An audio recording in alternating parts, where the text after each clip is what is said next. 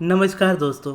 अगर आप अपनी लाइफ का पर्पस ढूंढ रहे हो तो आज की ये वीडियो आपके लिए है। आज की इस वीडियो में मैं आपको बताऊंगा कि एक्चुअल में आपकी लाइफ का पर्पस क्या होता है और कैसे आप अपनी लाइफ में अपने एक्चुअल पर्पस को समझ सकते हो। और ये देखोगे तो बहुत ज़्यादा आसान है, इतना आसान है कि आपने एक्सपेक्ट भी नहीं किया होगा कि इतना ईजी हो सकता है।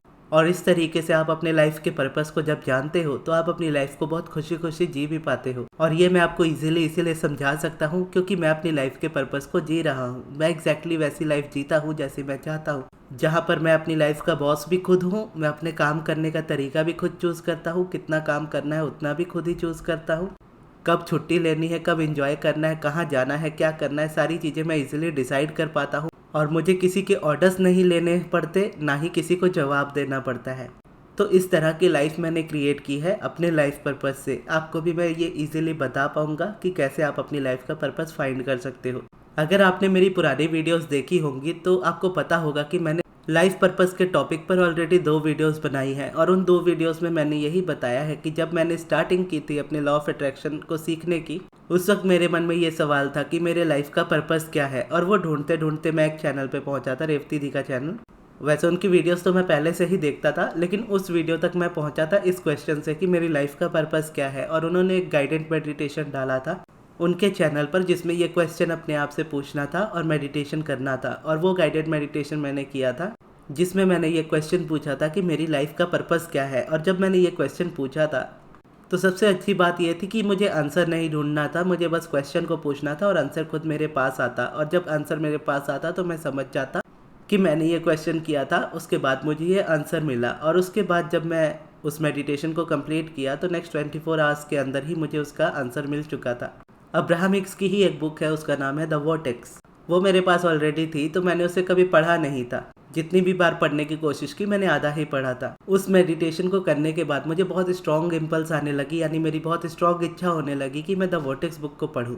और जब मैंने उस बुक को ओपन किया तो उसके इंट्रोडक्शन वाले पेजेस में ही मैं था, जहाँ पर एक लाइन में लाइफ का पर्पस लिखा हुआ था। जबकि मैं पहले भी उस बुक को पढ़ा था, भले ही आधी पढ़ी थी, लेकिन जिस पेज पे मैंने उस लाइन को पढ़ा वहाँ तक मैं हर बार पढ़ चुका था। और मैं कभी भी बुक्स को गैप लेके नहीं पढ़ता, मैं एकदम लाइन टू लाइन शुरू से लेकर आखिरी तक ही पढ़ना पसंद करता हूँ। अगर छूट जाती है तो बात अलग है। तो स्टिल उसे पढ़ते पढ़ते पता नहीं कैसे वो लाइन हर बार मेरे आंखों के सामने से चली जाती थी। मैं कभी ध्यान ही नहीं देता था उस चीज़ पे, या मुझे लगता था कि वो चीज़ एग्जिस्ट ही नहीं करती वहाँ पे।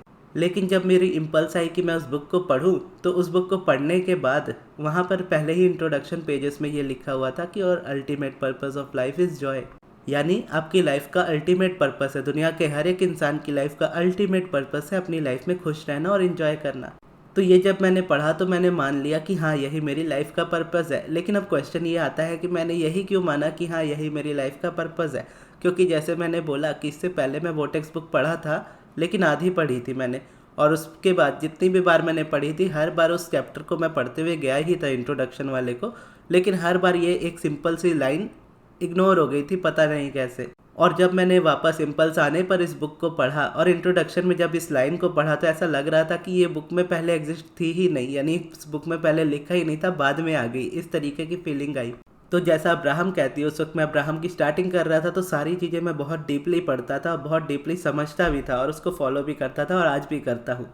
तो जैसा अब्राहम कहती है कि किसी चीज़ के अगेंस्ट आप पुश करके उस चीज़ को मैनिफेस्ट नहीं कर सकते, यानी अपनी लाइफ में सारी चीज़ों को लेट गो करके या इजीली जा करके अपने आप को रिलैक्स फील करा के, जब आप अलाइंड होते हो अपने वाइब्रेशन के साथ, आपका अलाइनमेंट होता है, उसके बाद जब आप एक्शन लेते हो तो वो एक्शन बहुत एफर्टलेस भी होता है और सक्सेसफुल भी होता है। तो इससे पहले तक मैं लाइफ पर्पस ढूंढते ढूंढते हमेशा परेशान ही होता था। लेकिन उस वक्त जब मैंने वो मेडिटेशन किया था तो वहाँ मेरा वाइब्रेशनल वर्क हो चुका था, क्योंकि मुझे पता था कि मुझे बस क्वेश्चन पूछना है, मुझे आंसर नहीं ढूंढना है।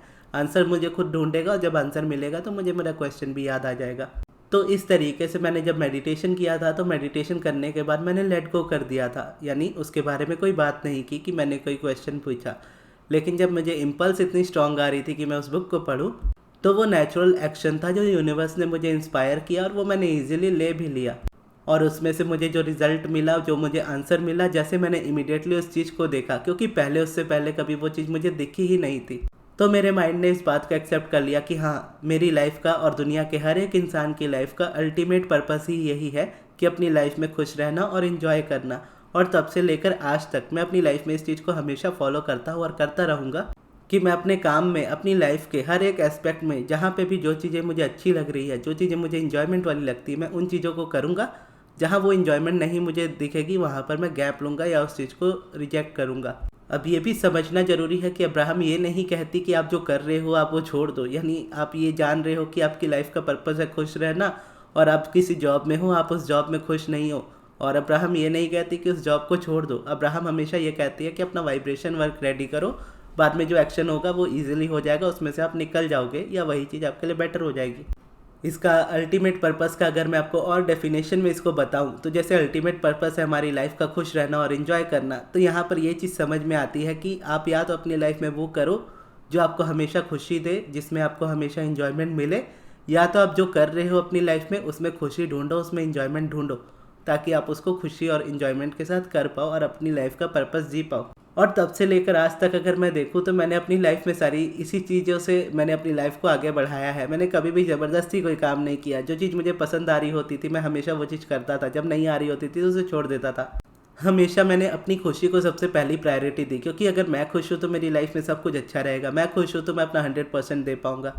और उस जगह पर फिर मैंने देखा भी कि मैं एक्चुअल में एक्शंस कितने कम लेता हूँ, मैं काम कितना कम करता हूँ और एक्चुअल में मेरी लाइफ में रिजल्ट्स कितने ज़्यादा हैं। अगर अभी भी मैं बोलूँ ना तो मैं पूरे दिन में मिलाकर भी 2 घंटे काम नहीं करता हूँगा। जैसे वीडियो बनाना है, वीडियो बनाने को तो मैं एक काम के तौर पे कभी देखता ही नहीं। ये काम मेरा सबसे ज़्यादा इन्जॉयमेंट वाला काम है। मुझे इतना मज़ा आता है वीडियोस बनाने में कि मैं क्या बताऊँ। और मेरी मोस्टली हर एक वीडियोस 1 घंटे के अंदर तैयार भी हो जाती है। बाकी अगर सेशंस रहते हैं तो सेशन भी मैं एक ही रखता हूँ, एक से ज़्यादा सेशन रखता नहीं। कभी कभार हो जाता है कि 2 हो गए, लेकिन 2 से ज़्यादा बिल्कुल भी नहीं। मैक्सिमम मेरे लाइफ में रहता हूँ कि एक दिन में एक ही पर्सनल सेशन होता है, जो कि आधे घंटे का होता है। और सब्लिमिनल भी अगर मुझे बनाने हैं तो मैक्स टू मैक्स मैं 5 सब्लिमिनल लेता हूँ डेली के। और अभी रिसेंटली मैंने माइंड रिप्रोग्रामिंग ऑडियोज़ बनानी स्टार्ट की है, तो उसका एक ही ऑर्डर रखता हूँ, 1 या मैक्सिमम 2, क्योंकि उसको बनाने में थोड़ा सा टाइम लगता है, क्योंकि मेरे लिए भी वो चीज़ न्यू है। बाकी सब्लिमिनल बनाने में मेरे लिए बहुत ज़्यादा इजी हो जाता है, क्योंकि उसको मैं 1 साल से ज़्यादा समय से बना रहा हूँ, तो मेरा हाथ एकदम बैठा हुआ है, माइंड एकदम बैठा हुआ है कि किस तरीके से उसको करना है। और बस माइंड रिप्रोग्रामिंग ऑडियो का ऐसा होता है कि कोई न्यू पर्सन है, एकदम डिफरेंट उसकी प्रॉब्लम है, उसको समझते हुए थोड़ा सा थिंकिंग में ज़्यादा टाइम लगता है ऑब्वियसली बोलूँगा तो, कि किस पैटर्न से वो ऑडियो बनेगी। उसके बाद जब उसको बनाने जाता हूँ तो वो भी बहुत ईजिली बनती है। अगर मैक्स टू मैक्स मैं बोलूँ तो मेरे पूरे दिन का काम 2.5 घंटे का होता है।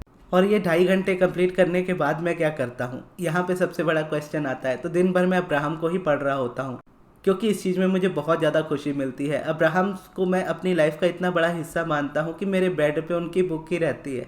मैं जब सोने भी जा रहा होता हूँ तो भी अब्राहम को पढ़ रहा होता हूँ, सुबह उठता भी हूँ तो मेडिटेशन और पॉजिटिव एस्पेक्ट्स करने के बाद मैं इमीडिएटली बुक ही पढ़ता हूँ, भले 1 पेज ही पढूँ। 1 पेज पढ़ने के बाद मैं अपना काम करता हूँ, सब्लिमिनल बनाता हूँ, अपना वीडियो बनाता हूँ, सेशन लेता हूँ और उसके बाद अपना दिन भर अपनी बुक पढ़ता हूँ। फिर शाम होती है, शाम को फ्रेंड्स के साथ घूमने चला जाता हूँ, फिर घर आता हूँ, घर आके मैं फिर बुक्स पढ़ता हूँ। और कभी कभार पूरे दिन की छुट्टी ले लेता हूँ अगर मुझे कहीं घूमने जाना होता है, तो जैसे मूवीज़ देखने या वाटर पार्क, या फिर कभी ज़्यादा मन करे तो मैं पुरी भाग जाता हूँ। उड़ीसा मेरी फेवरेट जगह है, पुरी जगन्नाथपुरी, तो वहाँ मैं चला जाता हूँ हर बार। मुझे बहुत अच्छा लगता है उस जगह पे घूमना, तो ये चीज़ें मुझे खुशी देती है। अब ये एग्जाम्पल के तौर पे मैंने अपनी लाइफ का भी बता दिया कि कैसे मैं इन चीज़ों को करता हूँ। मैं काम भी वही करता हूँ जिसमें मुझे खुशी मिलती है, और करता भी उतना हूँ जितने में मुझे खुशी मिलती है।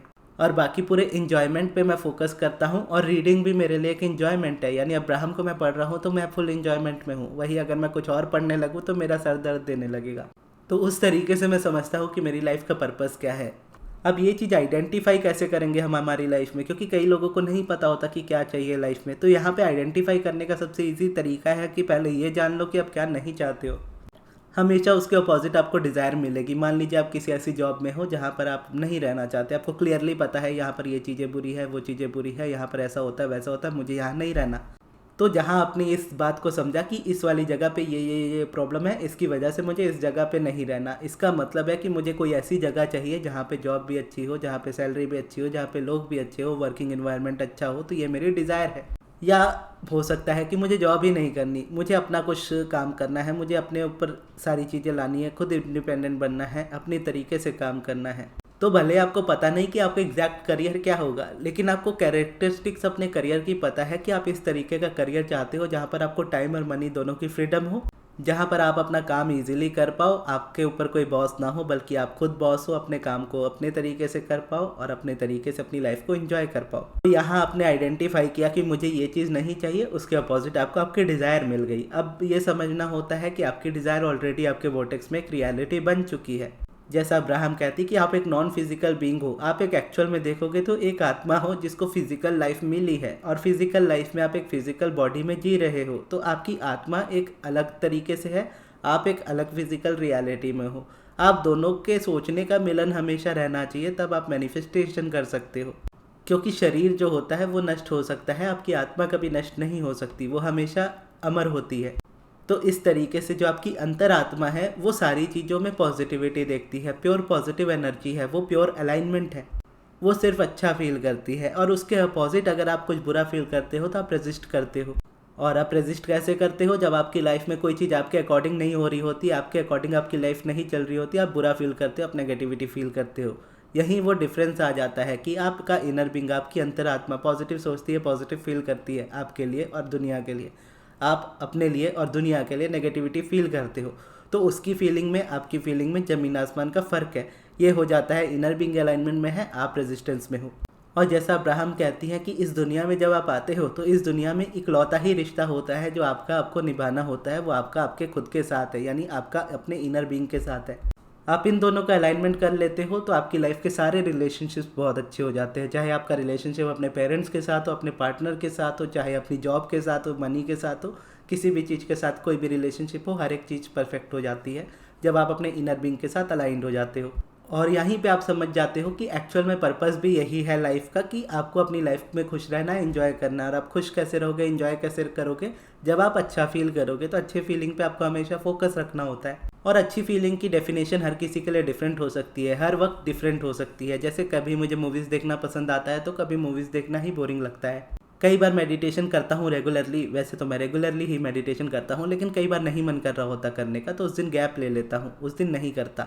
या कई बार 15 मिनट ना करके 5-10 मिनट ही करता हूँ, तो वैसे ज़्यादा अच्छा लगता है। तो वो फीलिंग देखी जाती है कि आप कुछ भी करो, आपको पहले से बेटर फीलिंग आनी चाहिए, तब आप उस जगह पे अपना पर्पस जी रहे हो। तो इसीलिए इसमें थोड़े थोड़े चेंजेस आते रहते हैं ओवरऑल, लेकिन एक प्रैक्टिस आपकी चलती रहनी चाहिए अपनी लाइफ को बेटर बनाने के लिए, बेटर फील करने के लिए। जैसे मेडिटेशन को अपनी लाइफ का हिस्सा बना लो, डेली बेसिस पे करो। कभी कभार नहीं मन करे तो गैप ले लो, पॉजिटिव एस्पेक्ट्स लिखो। कभी कभार नहीं मन करे तो गैप ले लो। जो चीज़ें आपको पसंद आती है वो करो, मूवीज़ देखो, गाने सुनो, घूमने जाओ, रेस्ट करो, फ्रेंड्स के साथ घूमने जाओ। जितना हो सके अपनी लाइफ को एंजॉय करो। आप देखोगे आप अपनी लाइफ का पर्पस जी रहे होंगे और आपकी लाइफ में वो सारी चीज़ें इजीली मैनिफेस्ट हो रही होंगी जो आप चाहते हो। तो ये थी दोस्तों हमारी आज की वीडियो। आपको ये वीडियो कैसी लगी कमेंट बॉक्स में ज़रूर बताइएगा। और अगर आप स्टक फील करते हो अपनी लाइफ में और आपको लगता है कि आप अपने पर्पस तक नहीं पहुंच पा रहे और आपकी लाइफ में बहुत ज़्यादा नेगेटिविटी है और उसमें से रिलीज़ नहीं कर पा रहे, मेडिटेशन करने का मन नहीं होता या प्रैक्टिस करने का मन नहीं होता, तो ऐसे में आप माइंड रिप्रोग्रामिंग ऑडियोस मुझसे बनवा सकते हो अपने लिए पर्सनली। आपकी डिज़ायर के अकॉर्डिंग, आपकी प्रॉब्लम्स के अकॉर्डिंग मैं आपकी माइंड रिप्रोग्रामिंग ऑडियो को डिज़ाइन करूँगा, जिसे डेली बेसिस पे सुनने पर आप उस रेजिस्टेंस को रिलीज़ करोगे जो आपकी लाइफ में चल रही है और उससे आप पॉजिटिविटी क्रिएट करोगे और उस वाइब्रेशनल स्पीड तक, उस अलाइनमेंट तक इजीली पहुंच पाओगे जहां पर आपकी मैनिफेस्टेशन होती है। तो अगर आपको अपना माइंड रिप्रोग्रामिंग ऑडियो पर्सनली बनवाना हो तो आप उसके लिए मेरे मैनेजर अमृत को कांटेक्ट कीजिएगा उनके व्हाट्सएप नंबर पे। उनका व्हाट्सएप नंबर मैं आपको कमेंट बॉक्स में दे दूंगा। और इस वीडियो को यहाँ तक देखने के लिए बहुत बहुत धन्यवाद।